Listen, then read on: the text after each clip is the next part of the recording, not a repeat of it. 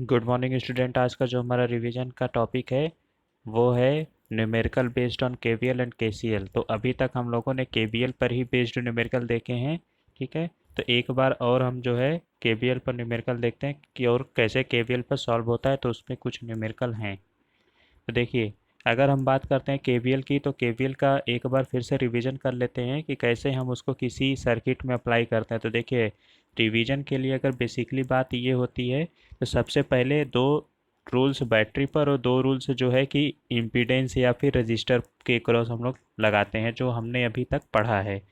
उसमें सबसे पहला क्या चीज़ है कि अगर सपोज़ कीजिए ये बैटरी है और उसके क्रॉस करंट आई फ्लो हो रहा है। ठीक है, तो उसमें क्या चीज़ें था, अगर इसके ई पोटेंशियल है तो उसमें क्या चीज़ें थी कि जिस टर्मिनल से बैटरी मतलब जिस टर्मिनल से बैटरी के करंट रिलीज निकलता है उसके साइन के साथ हम लोग लिखते हैं। तो यहाँ पर क्या होगा, बैटरी प्लस पर इंटर करेगा और नेगेटिव टर्मिनल से निकलेगा, तो यहाँ पर क्या लिखेंगे, माइनस ई। ठीक, दूसरी चीज़ ये है कि अगर अब ये कंडीशन ऐसा होता V, तो ये हमारा माइनस है और ये प्लस हो जाएगा, बड़ा वाला प्लस होता है। ठीक, अगर करंट I फ्लो हो रहा है तो इस केस में क्या होगा, निगेटिव प्लेट पर एंटर करेगा और पॉजिटिव प्लेट से निकलेगा, तो इस केस में होगा प्लस का V। या फिर अगर E होता तो प्लस का E। ये चीज़ बैटरी पर था। ठीक, अगर हम बात करते हैं रजिस्टर का, तो जिस डायरेक्शन में करंट फ्लो होता है अगर उसी डायरेक्शन में हम लोग मूव करते हैं, तो इस केस में जो इसके क्रॉस वोल्टेज होगा वो क्या होता है, वोल्टेज ड्रॉप होता है, जिसका मान कितना होता है, माइनस का आई इंटू आर। ठीक, इसके बाद अगर एक रजिस्टर और है, अगर आर है, करंट का डायरेक्शन जिस डायरेक्शन में है उसके अपोजिट डायरेक्शन में अगर हम मूव करते हैं, तो उस केस में क्या होगा, वोल्टेज राइज होता है और इसको हम क्या लिखते हैं, प्लस का आई इंटू आर। ये चार चीज़ें थी। पांचवी चीज़ ये है कि जैसे कभी मतलब कभी क्या सर्किट में एक ऐसा सिचुएशन आ जाता है, दो एक रजिस्टर दोनों लूपों में कॉमन होता है। तो हम लोग क्या करते हैं कि इस डायरेक्शन में अगर सपोज कीजिए I2 है और इस डायरेक्शन में क्या है हमारा I1, तो देखिए अगर ऐसे जा रहा है तो इस केस में क्या होगा कि नीचे की तरफ I1 आ रहा है और ऊपर की तरफ I2 जा रहा है। अगर हम आर लिए हैं तो अगर हमने I1 वाले को लिया, तो यहाँ पर क्या हो जाएगा, जो वोल्टेज ड्रॉप होगा उस केस में होगा I1,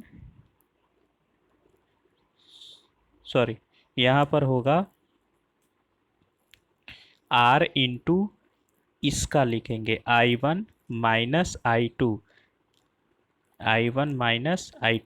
लेकिन अगर हम ये वाले लूप के लिए लिखते तो इस केस में क्या हो जाएगा, R I2 माइनस I1।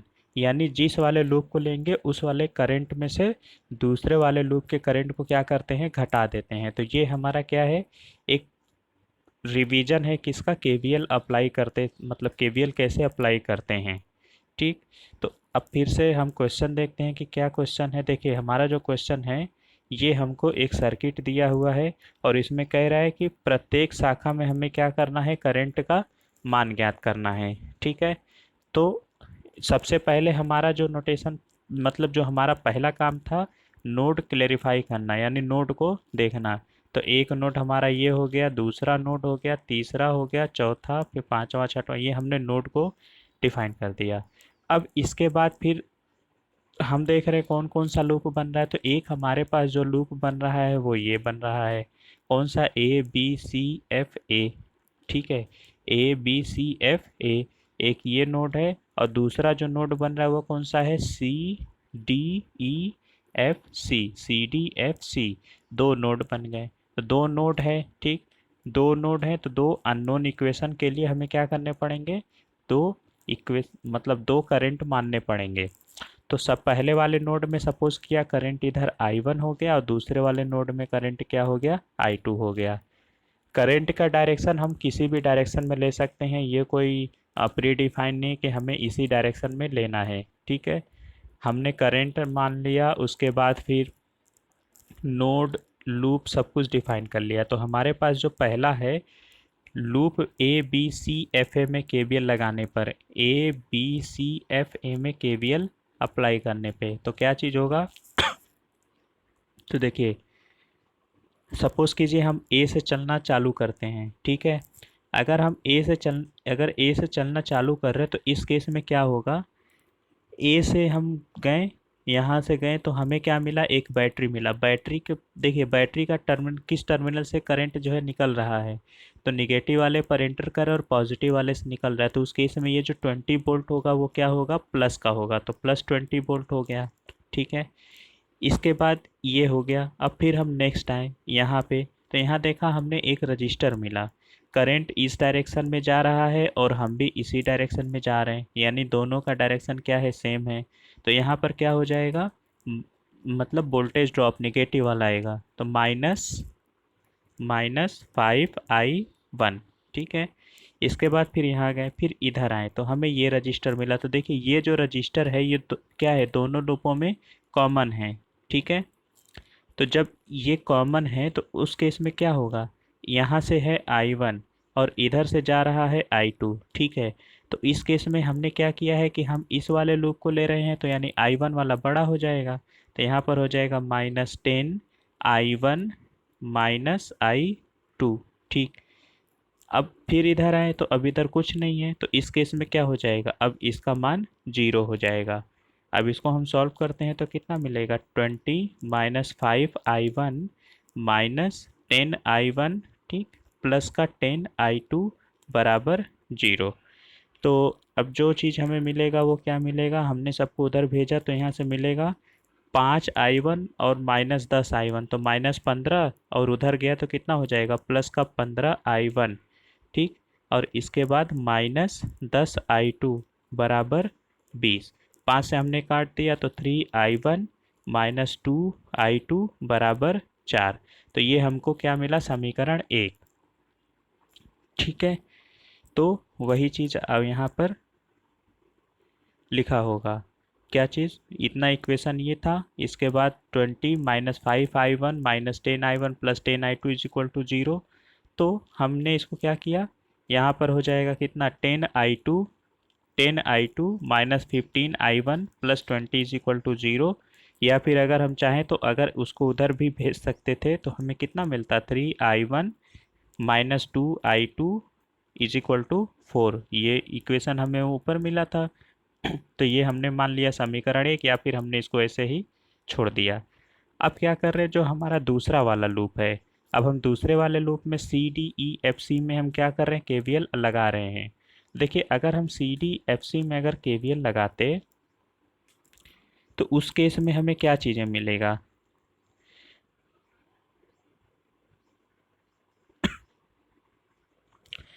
तो अब सी से चलना चालू कर रहे हैं, ठीक है। तो मान लीजिए कि अगर हम ऐप से चलना चालू कर रहे हैं, ठीक, या सी से कहीं से भी हम चलना चालू कर रहे हैं, तो सबसे पहले हमने इस रजिस्टर को लिया। तो देखिए इस रजिस्टर में दो करंट फ्लो हो रहा है, ठीक है। एक इधर से आ रहा है I1 और एक इधर से आ रहा है I2।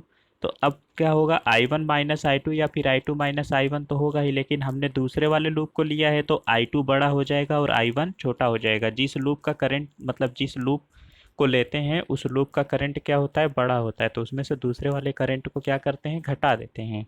तो इसका हो जाएगा -10i2 -i1, ठीक है। अब इसके बाद फिर इधर आए, इसका हो गया। इसके बाद फिर इधर आए तो कितना हो जाएगा, माइनस का 2i2, ठीक। अब देखिए अब यहाँ पर आए, प्लस प्लस से पर जा रहे हैं और माइनस से निकल रहे हैं, तो यहाँ कितना हो जाएगा, -8 बराबर 0। वही चीज़ लिखा है, -10i2 -i1 -2i2 -8 is equal to 0, ठीक। अब इसको हम फिर सॉल्व करते हैं तो हमें क्या चीज़ मिलेगा, -10i2, फिर इस 10 का मल्टीप्लाई करिए तो -10i2, फिर माइनस और minus plus 10i1 -2i2 is equal to 8।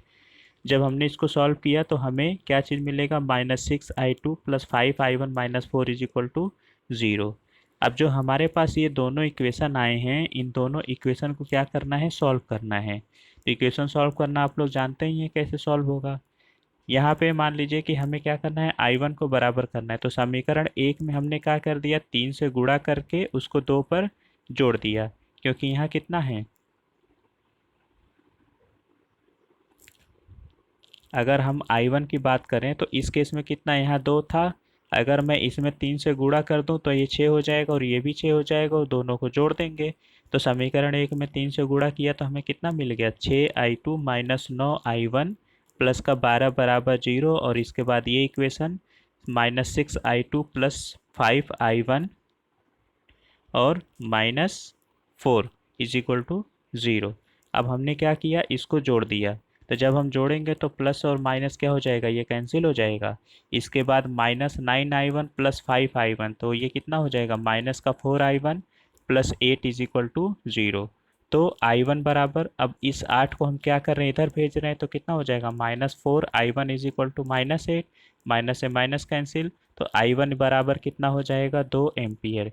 इस I1 का मान किसी एक समीकरण में हमने क्या किया, रख दिया। तो जब हम किसी एक समीकरण में रखेंगे, मान लीजिए कि 1 में रख रहे हैं, तो कितना आ जाएगा, I2 का मान 1 एम्पियर आ जाएगा। तो इस केस में क्या हुआ, अगर हम बात करेंगे हर एक ब्रांच का निकालने के लिए, तो I1 का मान 2 एम्पियर और I2 का मान 1 एम्पियर, ये आया है। तो इस रजिस्टर के क्रॉस I1 फ्लो हो रहा है तो कितना होगा, 2 एम्पियर। अगर हम बात करें रजिस्टर 10 ओम के क्रॉस, तो रजिस्टर 10 ओम के क्रॉस करंट कितना फ्लो होगा, I1 माइनस I2, ठीक है। तो कितना जाएगा यहाँ पे, 2 माइनस 1 मतलब कितना हो गया, 1 एम्पियर, ठीक। तो इसके क्रॉस करंट निकल गया। अगर हम बात करें इसके क्रॉस 2 ओम के क्रॉस, तो कितना हो जाएगा, I2 फ्लो हो रहा है यानी 1 एम्पियर का करंट होगा।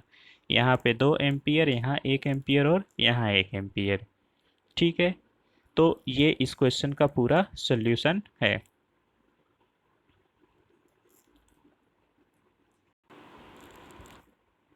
अब देखिए, अगर हम बात करें, अब हमारा जो नेक्स्ट क्वेश्चन है, एक ये सर्किट दिया हुआ है, ठीक है। ये सर्किट हमारे पास दिया है, इसमें बहुत अच्छे से केवीएल हम लोगों को समझ में आ जाएगा। इसमें क्या है, 3 लूप बने हैं, पहला, दूसरा और तीसरा, ठीक है। हर एक में क्या करना है, हमें करंट की वैल्यू फाइंड करना है। ये बड़ा तो है लेकिन बहुत आसान है, समझ में आ जाएगा। तो देखिए, मेरा जो सबसे पहला काम है नोड को डिफाइन करना, तो हमने क्या किया, नोड को लिख लिया ABCDEFGH, ये हमारे पास हो गया। तो हमारे पास 3 लूप बन गए। पहला लूप कौन सा है, एक ये है ABGHA, ठीक है। इसके बाद अगर हम बात करें दूसरे लूप की, तो हमारे पास दूसरा लूप ये हो गया, ठीक, कौन सा, BCFGB, ठीक। और अगर हम बात करें तीसरे लूप की, तो हमारे पास जो तीसरा लूप है वो ये है, ठीक, कौन सा, CDEFC, ठीक। ये हमारे पास 3 लूप हो गए, और तीनों लूपों में जो करंट हमने मान लिया, पहले वाले लूप में I1, दूसरे वाले में I2 और तीसरे वाले में I3, इतना हमने उसको मान लिया, ठीक। अब हम क्वेश्चन सॉल्व करते हैं। तो देखिए, अगर हम बात करें पहले वाले लूप में केवीएल अप्लाई करने की, तो अगर हम पहले वाले में अगर केवीएल अप्लाई करते हैं तो देखिए कितना है, सबसे पहले कॉमन ब्रांच कौन सा है, कॉमन ब्रांच हमारा 10 है, ठीक है। इसी में सबसे ज़्यादा गलती होती है, ठीक। तो इसमें जो करंट फ्लो होगा वो कितना होगा, अगर हम I1 को ले रहे हैं तो कितना फ्लो होगा, I1 माइनस I2। अगर हम इस कॉमन ब्रांच की बात करते हैं तो इसमें कितना करंट फ्लो होगा, अगर इस वाले लूप को लेंगे तो I2 माइनस I3, और इसको लेंगे तो I3 माइनस I2, और इसको लेंगे तो कितना होगा, इसको I2 माइनस I1, ठीक। चलिए अब क्वेश्चन देखते हैं कैसे सॉल्व होगा। तो अगर हम बात कर रहे हैं पहला वाला जो लूप है कौन सा, ABGHA में केवीएल अप्लाई किया। तो सपोज कीजिए, अगर बैटरी वाले से अगर चलना स्टार्ट करें, तो देखिए मान लीजिए कि हम ऐसे जा रहे हैं, ठीक है। तो अगर यहाँ से चलना स्टार्ट करें तो हमें सबसे पहले बैटरी मिला, तो बैटरी क्या है, पॉजिटिव से निकल रहे हैं तो प्लस का 25, ठीक। फिर इधर आए, रजिस्टर है, मतलब करंट भी इसी डायरेक्शन में और घूम भी इसी डायरेक्शन में रहे हैं, तो कितना हो जाएगा, माइनस का 10I1। अब इस रजिस्टर की बात करें तो कितना हो जाएगा, -10, और ये लूप लिया था तो I1 माइनस I2, तो -10 I1 माइनस I2।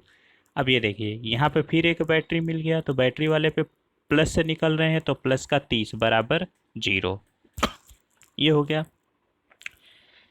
तो अब इसके बाद अब यहाँ तक केवीएल का काम खत्म। अब जो हमारा अपना बेसिक सॉल्यूशन है उसको हम सॉल्व करते हैं। तो देखिए अब अगर इसकी बात करेंगे तो 25 और 30 ये मिल करके 55 हो गया, ठीक। फिर यहाँ पर आ गया माइनस का 10i1, फिर इस 10 का मल्टीप्लाई कर दिया तो -10i1 और प्लस का 10i2 बराबर 0 हो गया। तो अब हम क्या करना है, जितने भी माइनस वाले हैं सबको उधर भेज दिया। तो -10i1 ये कितना हो जाएगा, माइनस का 20i1, ठीक है। तो ये हो जाएगा -20i1। अब इसके बाद फिर प्लस का 10i2 और फिर प्लस 55 बराबर 0। तो इस केस में हम अब फिर क्या होगा, हमने 5 से भाग कर दिया तो 2i2 -4i1 प्लस का 11 बराबर 0, समीकरण 1, ठीक। अब हमारे पास जो दूसरा लूप है कौन सा, BCFGB, दूसरा लूप कौन सा है, BCFGB। अगर इसमें हम केवीएल अप्लाई करेंगे तो हमें क्या चीज़ मिलेगा। तो अगर हमने यहाँ पर केवीएल अप्लाई किया तो मान लीजिए अगर हम यहाँ से चल रहे हैं तो इस केस में कितना हो जाएगा, इसके क्रॉस ये देखिए प्लस से निकल मतलब प्लस पर इंटर करके माइनस निकल रहा है, तो ये हो जाएगा -30, ठीक। इसकी बात अगर हम कर रहे हैं तो -10, अब यहाँ क्या हो जाएगा i2 -i1, ठीक। फिर यहाँ कितना होगा -5i2, ठीक। फिर अब इधर आएंगे तो एक रजिस्टर मिल गया तो यहाँ कितना हो जाएगा -5, लेकिन यहाँ पे करंट क्या हो जाएगा, इसमें इस रजिस्टर में i3 और i2 फ्लो हो रहे हैं, तो i2 माइनस आई थ्री, ठीक है। फिर इसके बाद फिर इधर आए तो इधर माइनस से एक करंट फिर निकल रहा है, माइनस का 20 बराबर 0। एक ये हमारा केवीएल हो गया, क्या हो गया देखें। तो अगर हम बैटरी बैटरी वाला ले रहे हैं तो बैटरी वाले केस में क्या हो जाएगा, प्लस से इंटर करके माइनस से निकल रहा है तो -30। फिर इस रजिस्टर के क्रॉस i1 और i2 दोनों फ्लो हो रहे हैं तो हमने इस वाले दूसरे वाले लूप को लिया है, तो -10 i2 -i1 हो जाएगा, ठीक है। फिर यहाँ पे i2 फ्लो हो रहा है तो -5i2। अगर इस 5 ओम रजिस्टर की बात करें तो इसमें से i3 और i2 दोनों फ्लो हो रहे हैं, तो क्या हो जाएगा यहाँ पे 5, और हमने दूसरे वाले लूप को लिया तो कितना हो जाएगा i2 -i3।